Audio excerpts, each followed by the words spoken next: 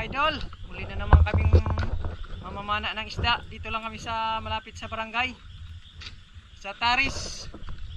Yan yung mga kasama ko, mga bagong kasama, mga bata pa to, mga pugi yan oh. Tingka! Yan oh.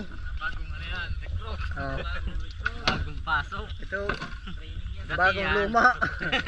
Ito yung mga training namin oh. Malalakas yan.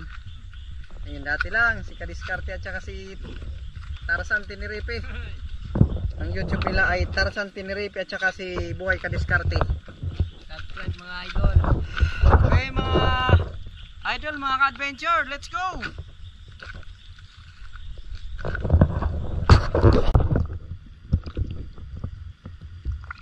Let's dive! Magsa-shoutout tayo kay Boss Kentaps. Ingat boss sa pagbabarko. At saka kay Majerick TV. Salamat sa panonood mga idol ha.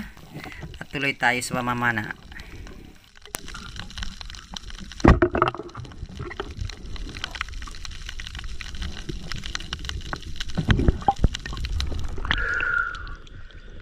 Tibugan. Ayun mga idol, may nakita ako nga ng puti na isda. Yan ang tinatawag sa amin na bukawon. Yan yung isda na mahilig kumagat sa bingwit. Lalong lalo na yung hipon ang yung pain sa bingwit. Masarap na isda yan. At medyo malakas nga ang current ng tubig. At dahil siguro sa low pressure. Ayan, may natusok tayong lipstickan ang tawag dyan sa parting Samar. Pero dito naman sa amin ay kapamilya ng surahan yan. Ay, sabi ka. Ay. Shoutout yan sa mga taga Samar, sa kay James Dabad TV, sa Masbati, kay Mandaraga Trian, Father Insan, tsaka kay Kabugsay, Da Maestro, Espero, Darling Gabi Jean. Ay, shout out sa inyo dyan. Ingat tayo sa dagat ngayon kasi sobrang lakas ng alon. Ayan yung ano na naman, anong isda yan, kalimutan ko na. Kayo na ang bahala dyan. Basta huhulihin ko yan, kakainin namin yan.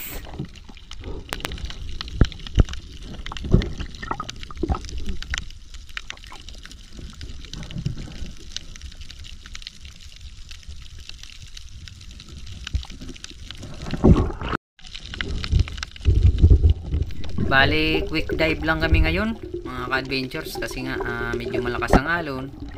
Tsaka pang ulam lang ang huhulihin namin ngayon kasi may isda pa naman na stock sa bahay.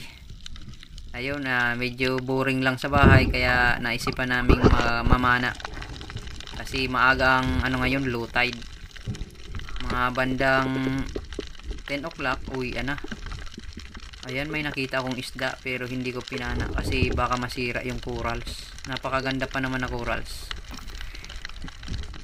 Ayan mga idol, may kwento ako dyan about sa Kupapha. Nung pumunta kami ng restaurant ng kapatid ko, nag-order siya ng ganyan, 3 piraso.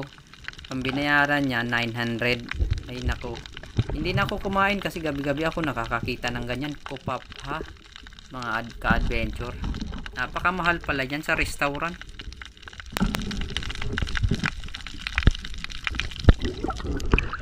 Shit. Woo!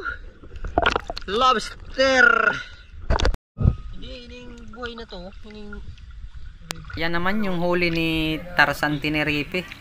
Kaunti lang ang huli niya. Yan lang yung medyo malaki. Talagang hirap talaga ngayon sa isda pag malakas ang alon. Uwi na kami. Ngayon ang huli namin.